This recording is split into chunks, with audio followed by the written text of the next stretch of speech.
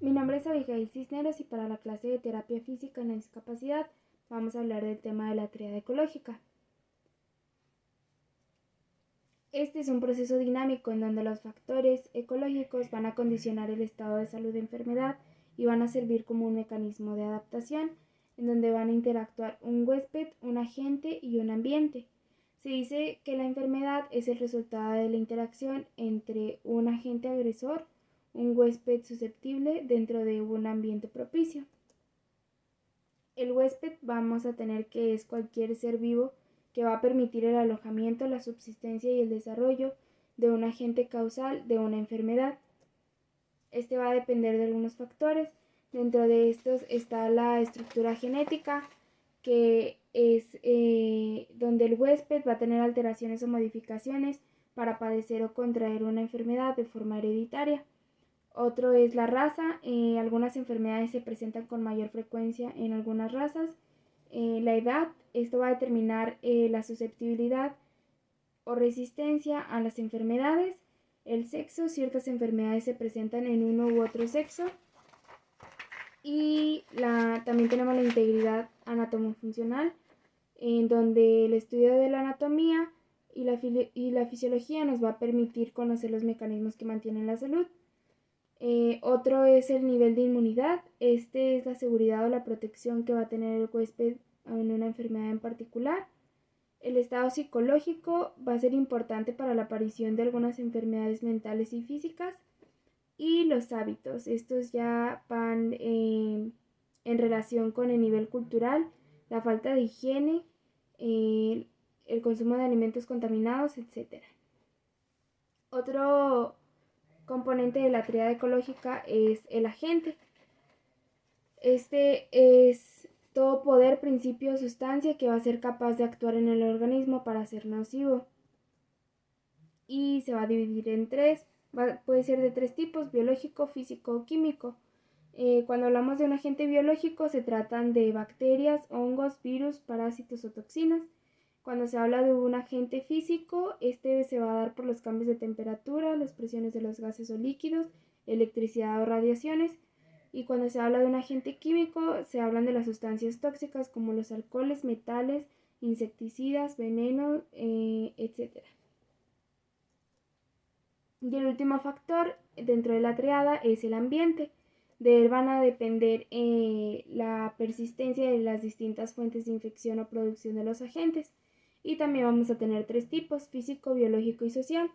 Dentro del ambiente físico, en este se encuentran las características geográficas y climatológicas de la zona, como las condiciones del agua, el aire, etc.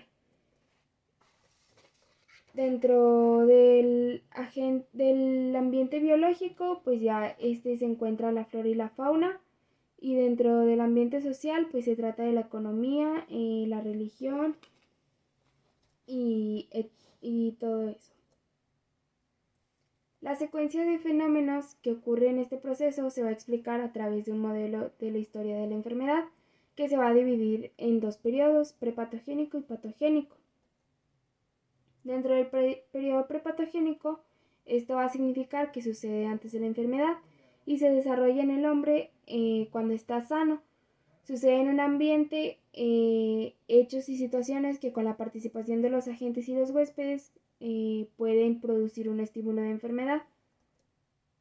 Y en el periodo patogénico, pues este es cuando ya aparece la enfermedad en la persona y se lleva a cabo en un hombre enfermo hasta llegar a varios resultados finales, y va a estar formado por tres etapas. La primera etapa es la etapa subclínica, en donde es la fase de invasión de un agente causal a un huésped y se presentan los síntomas mínimos que solo se pueden diagnosticar por exámenes de laboratorio. La siguiente etapa es el horizonte clínico, en donde aparecen las primeras manifestaciones de la enfermedad. Y la última es la etapa clínica, que comprende los signos y los síntomas ya propios de la enfermedad, que pueden llevar a las complicaciones, las secuelas, un daño o incapacidad, la recuperación, cronicidad o, en dado caso, la muerte. El primer ejemplo que tenemos es el dengue, donde el agente va a ser el virus del dengue, que es de tipo biológico, y dentro del ambiente pues vamos a tener el mosquito. Nos basamos en un caso dado en la ciudad de Matamoros, Tamaulipas, que tiene temperaturas muy calurosas entre los 34 y 36 grados centígrados. Eh, También hay mucha humedad y está cerca del mar. Es una zona muy contaminada. Y bueno, en este caso el huésped va a ser una mujer de 64 años de edad que presenta alteraciones de artritis reumatoide, hipertensión arterial, epilepsia, depresión, sobrepeso y sedentarismo. Otro ejemplo es la varicela, en donde la gente va a ser el virus de la varicela zoster, que también va a ser de tipo biológico. Y en dentro del ambiente vamos a tener un jardín de niños. En este caso, pues pondríamos de ejemplo el colegio americano, que cuenta con 10 a 12 alumnos por salón. Y ya si se quiere hablar de un ambiente biológico, podemos tener en cuenta al niño portador del virus. Y en este caso, el huésped sería una niña de 4 años de edad, que no presenta ninguna afección. En este caso de la varicela vamos a tener las etapas del periodo patogénico, en donde en la etapa subclínica pues se va a dar desde el contacto físico con otro niño que ya porta el virus de la varicela. En la etapa del horizonte clínico, que va a suceder de 10 a 21 días después, se van a observar las erupciones de las ampollas y después de esto vamos a tener la etapa clínica, en donde ya vamos a tener los síntomas como fiebre, dolor de cabeza y cansancio. También vamos a observar las pápulas, que son los bultos rojos o rosados elevados. Después las ampollas llenas de líquidos, que vamos a llamar vesículas. Estas se van a crear en un día, se rompen y se drenan. Y por último las costras, que estas van a cubrir las ampollas ya abiertas. También puede haber lesiones en la garganta, en los ojos y en el recubrimiento de las mucosas de la uretra, el ano y la vagina. Dentro de este video también vamos a abarcar el tema de la SID. Este es la clasificación internacional de las deficiencias, discapacidades y minusvalías, en donde se clasifica sistemáticamente los estados funcionales asociados con los estados de salud y se utiliza un lenguaje estandarizado y único que va a posibilitar la comunicación en todo el mundo sobre la salud.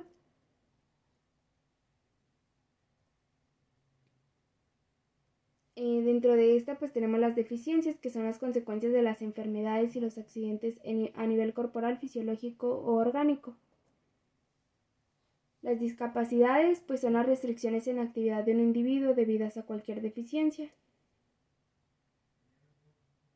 Y las minusvalías, que son las situaciones de desventaja que se derivan de las deficiencias o discapacidades, que van a limitar la participación en los roles sociales en los niveles que se consideran normales. Dentro de esta, pues el primer ejemplo vamos a poner el daltonismo, en donde es una discapacidad de tipo visual y va a presentar una deficiencia en la incapacidad para percibir todos los colores. Y la minusvalía va a ser la dificultad en el tráfico para distinguir los colores del semáforo. Y dentro de los facilitadores encontramos pues los etiquetados con nombre del color. Y dentro de las barreras, pues como ya lo mencionamos, los semáforos, ya que es complicado para las personas daltónicas distinguir entre el rojo, verde y amarillo. Otro ejemplo es un caso de amputación, en donde va a ser una discapacidad de tipo motora, y en este caso vamos a tener una deficiencia completa de ambas piernas, en donde la minusvalía pues va a ser desplazarse con dificultad. Y bueno, dentro de los facilitadores pues vamos a tener las sillas de ruedas y las prótesis. Y dentro de las barreras vamos a tener el estado económico, ya que estos aditamentos son costosos.